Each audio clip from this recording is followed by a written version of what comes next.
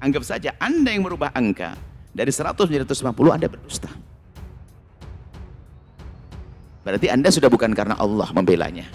Ada sesuatu. Nah, orang-orang seperti itu nggak akan bisa jadi pembela pemimpin yang benar, biarpun pemimpinnya benar. Anggap saja calonnya dua. Nah, yang satu Fir'aun, yang satu Musa. Ibaratnya, seandainya calon dua, kan ada tiga ya. Kalaupun Anda membela Nabi Musa tapi dengan cara berbohong, Anda bukan karena Allah lagi sudah. Ingat, tujuan sebaik apapun jika diraih dengan cara tidak baik, hasilnya jelek. Anda mau sholat wudhu pakai air kencing, nggak akan suci Anda sampai kapanpun. Apalagi dukung Fir'aun misalnya dengan cara berbohong misalnya. Salah, dukung Musa aja berbohong nggak boleh kok. Terlepas daripada kejadian yang sesungguhnya. Sekarang begini, saya ingin mengembalikan pada hati. Kalau Anda melihat berubah-ubahnya itu semuanya, Anda cukup ngandung pada. Kalau Anda bisa membuat perubahan, Anda bisa mengantisipasi kebohongan, Anda lakukan kalau Anda punya kemampuan. Kalau Anda tidak punya kemampuan, Anda cukup berdoa. Pertama, bebaskan diri Anda. Anda tidak senang dengan kebohongan itu. Kalau ternyata pemimpin yang Anda pilih itu misalnya 07 itu misalnya, Anda pilih itu, ternyata pengikutnya adalah banyak yang berbohong sehingga merubah angka menjadi menang, lalu Anda ikut senang, Anda bukan karena Allah lagi. Ada kebohongan di dalamnya kok. Saya kembalikan kepada Anda. Kalau Anda menganggap itu ada sebuah kebohongan, di dalamnya ada kebohongan, sudah terlanjur Anda dukung pada yang sebelumnya, maka Anda harus ingkar dengan kebohongan itu. Bahwa itu tidak benar. Bahkan biasanya itu yang Anda pilih semula, 07 itu yang Anda pilih, Anda kalau punya kekuatan Anda rubah, urusanmu dengan Allah. Ini kisahnya bukan kisah orang beriman itu panjang, bukan hanya di saat menjabat sebagai presiden, kemudian setelah selesai kisahnya, bukan tahun ini saja. Anda masih akan ditanya di alam barzah, ya hamba Allah.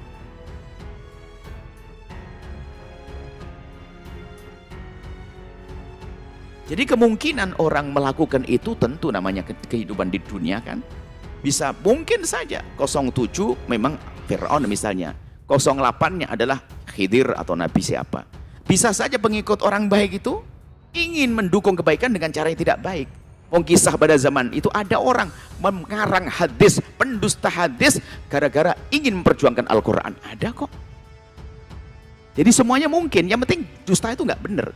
Jadi ada wadha, pembuat hadis palsu itu di kalangan ulama yang kurang wawasan, sehingga mereka mengarang hadis tentang keutamaan Al-Quran. Tujuannya apa? Karena aku lihat orang pada berpaling kepada Al-Quran, sehingga aku perlu mengarang hadis tentang keutamaan Al-Quran, disebar. Dusta tetap.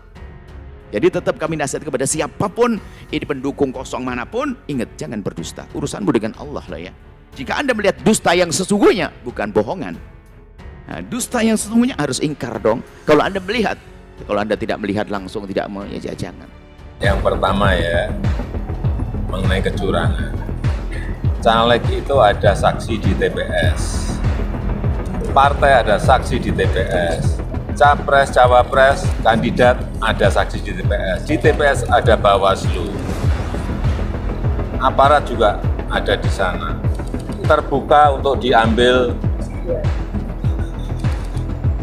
gambarnya.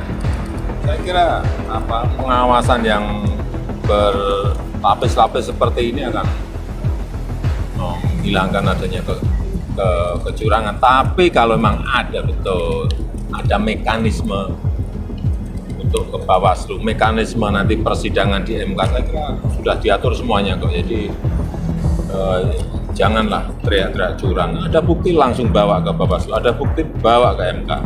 Ya. Kami tidak mengira angka dari quick count setinggi ini. Saya yakin ini angka yang tinggi ini karena anak-anak muda semua.